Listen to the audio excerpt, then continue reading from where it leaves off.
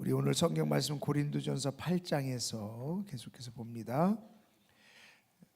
오늘의 만나 27일 토요일입니다. 고린도전서 8장 1절에서 13절 우리 한 절씩 교독합니다. 우상의 제물에 대하여는 우리가 다 지식이 있는 줄을 아나 지식은 교만하게 하며 사랑은 덕을 세우나니 만일 누구든지 무엇을 아는 줄로 생각하면 아직도 마땅히 알 것을 알지 못하는 것이요 또 누구든지 하나님을 사랑하면 그 사람은 하나님도 알아주시느니라. 그러므로 우상의 제물을 먹는 일에 대하여는 우리가 우상은 세상에 아무것도 아니며 또한 하나님은 한 분밖에 없는 줄 아노라. 비록 하늘에나 땅에나 신이라 불리는 자가 있어 많은 신과 많은 주가 있으나 그러나 우리에게는 한 하나님 곧 아버지가 계시니 만물이 그에게서 났고 우리도 그를 위하여 있고 또한 한 주 예수 그리스도께서 계시니 만물이 그로 말미암고 우리도 그로 말미암아 있느니라. 그러나 이 지식은 모든 사람에게 있는 것은 아니므로 어떤 이들은 지금까지 우상에 대한 습관이 있어 우상의 제물로 알고 먹는 고로 그들의 양심이 약하여지고 더러워지느니라. 음식은 우리를 하나님 앞에 내세우지 못하나니 우리가 먹지 않는다고 해서 더 못 사는 것도 아니고 먹는다고 해서 더 잘 사는 것도 아니니라. 그런즉 너희의 자유가 믿음이 약한 자들에게 걸려 넘어지게 하는 것이 되지 않도록 조심하라. 지식 있는 내가 우상의 집에 앉아 먹는 것을 누구든지 보면 그 믿음이 약한 자들의 양심이 담력을 얻어 우상의 제물을 먹게 되지 않겠느냐. 그러면 내 지식으로 그 믿음이 약한 자가 멸망하나니 그는 그리스도께서 위하여 죽으신 형제라. 이같이 너희가 형제에게 죄를 지어 그 약한 양심을 상하게 하는 것이 곧 그리스도에게 죄를 짓는 것이니라. 같이 합독합니다. 그러므로 만일 음식이 내 형제를 실족하게 한다면 나는 영원히 고기를 먹지 아니하여 내 형제를 실족하지 않게 하리라. 아멘. 자, 1절 말씀 보면 이렇게 말씀하고 있습니다. 우상의 제물에 대하여는 우상의 제물에 대해서 이야기를 하는데 뭐라고 얘기하냐면 우리가 다 지식이 있는 줄을 아나. 여러분 우상에 대해서 이야기를 하는데 다 우상에 대해서 각각 지식을 가지고 있대요. 어떤 지식을 가지고 있을까? 여러분은 우상의 제물에 대해서 어떤 지식을 가지고 있습니까? 우상의 제물 진짜 귀신이 와서 먹는 음식입니까? 어떻습니까? 귀신이 와서 얌얌얌 먹고 싹 하고 그래서 그 음식은 뭐 신접한 음식이에요? 더러운 음식이에요? 어떻습니까? 그래서 우리는 그 제사에 절한 음식은 먹으면 안 됩니까? 먹어도 됩니까? 여러분은 어떤 지식을 갖고 있습니까? 안 먹어야 돼요? 먹어도 돼요? 그리고 성경이 다 얘기하고 있죠. 각각 지식을 가지고 있다잖아요. 각각 공통적인 지식이 아니라 각각 지식을 가지고 있다. 다 나름대로의 지식이 있다는 거예요. 자, 8절 말씀 볼까요? 8점. 자, 같이 8절 한번 읽습니다. 시작. 음식은 우리를 하나님 앞에 내세우지 못하나니 우리가 먹지 않는다고 해서 더 못 사는 것도 아니요 먹는다고 해서 더 잘 사는 것도 아니라. 이게 무슨 말이에요? 음식은 아무것도 아니라는 거예요. 아무것도 아니라는 거예요. 그냥 음식은 음식일 뿐이라는 거예요. 귀신이 와서 먹는 것도 아니고 그냥 그런 거 다 미신적인 거라는 거예요. 그런데 왜 우리의 생각에 마음에 걸림돌이 되고 왠지 그 음식을 먹으면 무슨 문제가 생길 것 같고 왜 음식을 먹는 게 깨름직할까? 깨름직하죠? 제사 음식 먹으면 뭔가 깨름직하죠? 왜 그러냐는 거예요. 왜? 자, 7절 말씀 보겠습니다. 7절 같이 한번 읽습니다. 시작. 그러나 이 지식은 모든 사람에게 있는 것이 아니므로 어떤 이들은 지금까지 우상에 대한 습관이 있어 우상의 제물로 알고 먹는 거로 그들의 양심이 약하여지고 더러워지니라. 지금까지 우상에 대한 습관이 있어서 그렇다는 거예요. 그게 깨름직한 게 지금까지 우상에 대한 습관이 있어요. 어떤 우상에 대한 습관이 있어요? 우리는 어려서부터 제사를 드리면서 자랐어요. 크리스찬 집안에서 자라지 않는 이상 한국에서 태어나서 사는 사람들은 다 조상님께 제사를 지냈어요. 설날이고 추석이고 제삿날이고 그러면 부모님들이 제사상 열심히 준비하죠. 최고 좋은 거로, 비싼 거로 제사 음식 준비해놨는데 이렇게 집어먹었다가 혼나요, 안 혼나요? 혼나요. 왜 혼납니까? 제사 음식 정성껏 하는데 부정찬다 이거죠. 먼저 먹는다 이거죠. 우리는 그런 습관들이 있어요. 우상에 대한 습관들이 있기 때문에 정말 그 우상한테 이렇게 준비한 식사, 제사 음식은 정말 뭔가 진짜 신이 와서 먹나 보다, 조상이 와서 먹나 보다, 귀신이 와서 먹나 보다. 우리는 어려서부터 그런 것들이 습관적으로 우리 안에 있기 때문에 크리스찬이 돼서 왠지 그거를 먹을 때 깨름직한 거예요. 왜? 어려서 그 조상이 먹는다고, 귀신이 와서 먹는다고 그랬는데 그걸 먹는다는 게 참 꺼리낌 하다는 거죠. 여러분 생각은 어떻습니까? 우상의 제물을 먹어도 됩니까? 먹지 말아야 됩니까?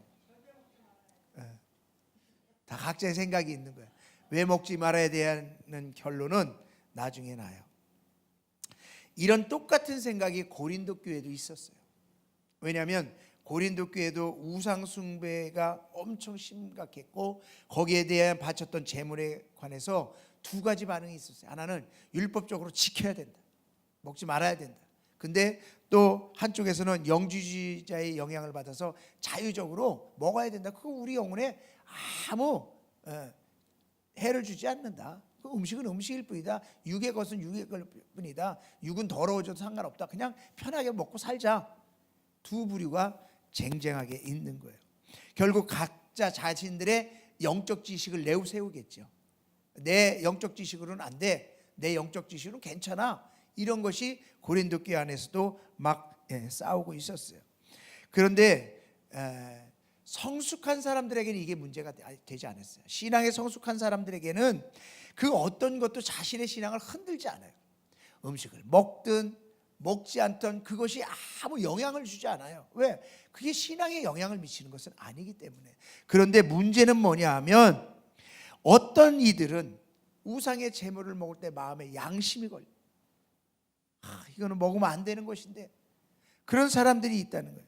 그러니까 그 도시에도, 고린도 교회도 우상 숭배가 너무 오래됐기 때문에 우리처럼 어려서부터 제사를 드렸던 그런 것 때문에 양심에 걸려, 이거 제사 음식인데 예수 믿는 사람이 이걸 먹으면 안 되는데, 이런 거에 너무너무 힘들어했던 사람들이 있다라는 거예요. 그래서 사도 바울은 오늘 본문을 통해서 그거를 정리해 주는 거예요. 자, 9절 말씀을 한번 같이 읽어보겠습니다. 9절 시작. 그런즉 너희의 자유가 믿음이 약한 자들에게 걸려 넘어지게 하는 것이 되지 않도록 조심하라. 제사 음식은 음식일 뿐이에요.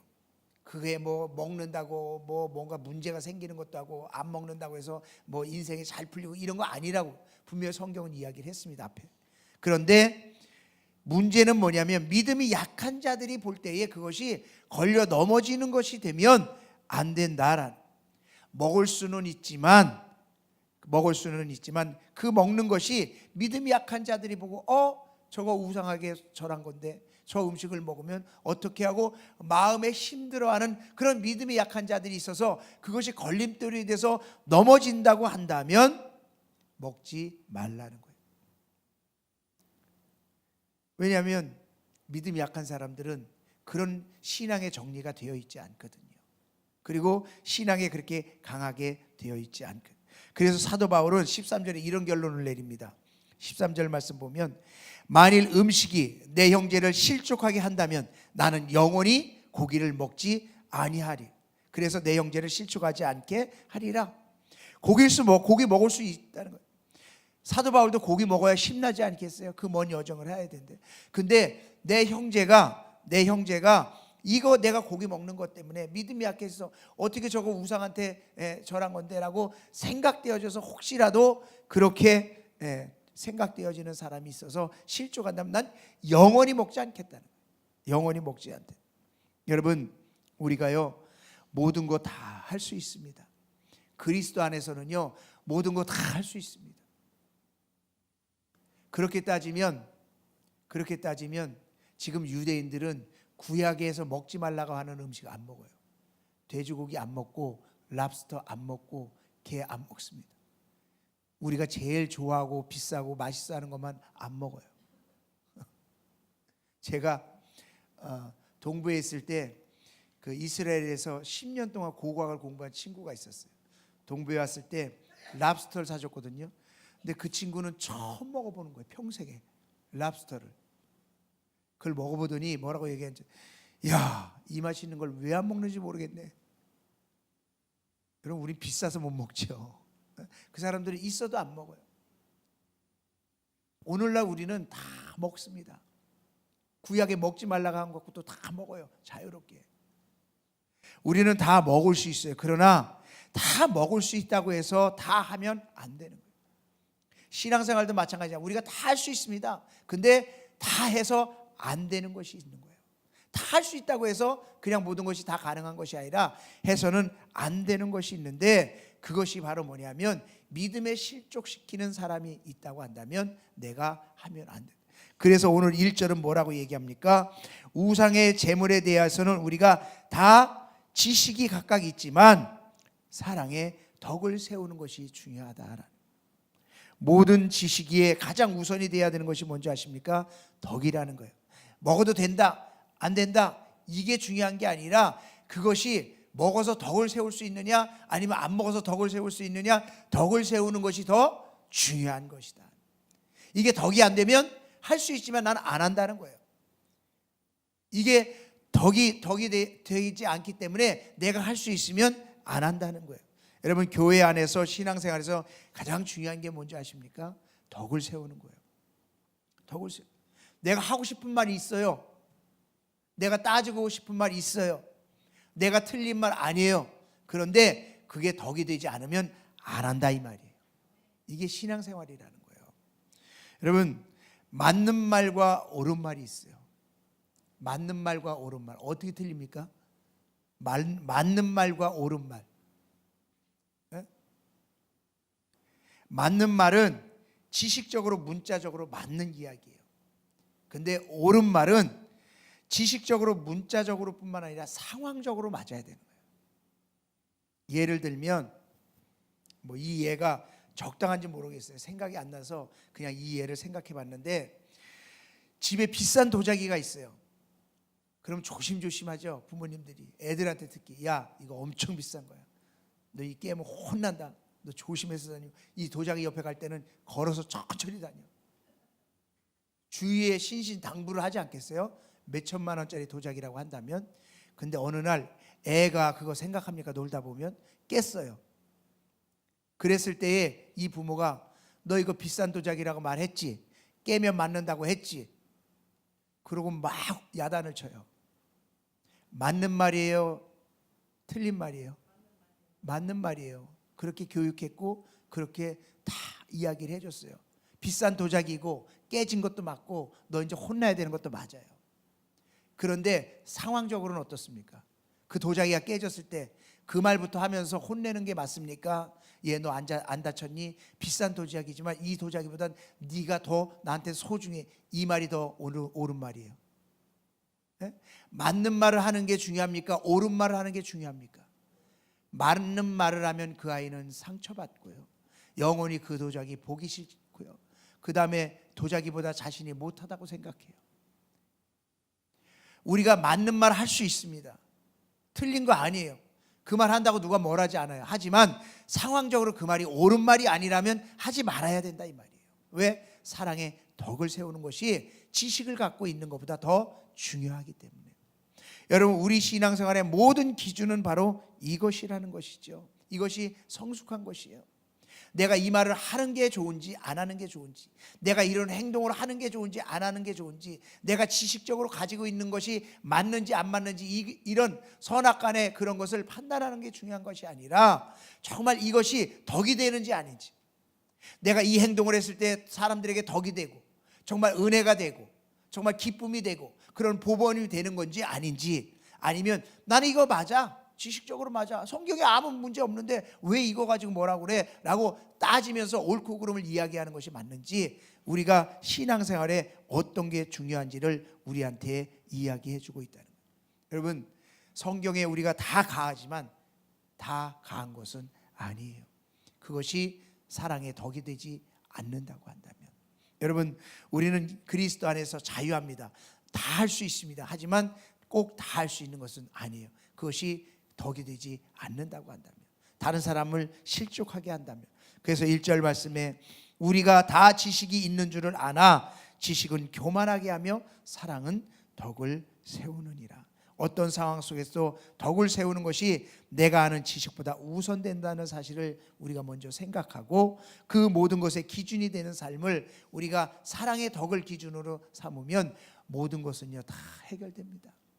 이것이 옳으냐 저것이 옳으냐가 중요한 것이 아니라 이것이 진짜 덕이 되느냐 안 되느냐의 기준이 되는 것이 더 중요하다. 그래서 우리가 믿음이 약한 사람을 더 생각하고 또 다른 사람을 더 생각하고 상황을 더 생각하고 신앙인이라는 생각을 더 생각하면서 이것이 덕이 되는지 안 되는지를 먼저 생각하고 살아갈 때 우리의 모든 지식 위에 뛰어난 기준이 바로 그 덕이 되어서 아름다운 하나님의 영광이 드러나고 또 신앙생활에 열매가 맺혀지는 그런 삶이 우리 가운데 주어지게 될 줄로 믿습니다.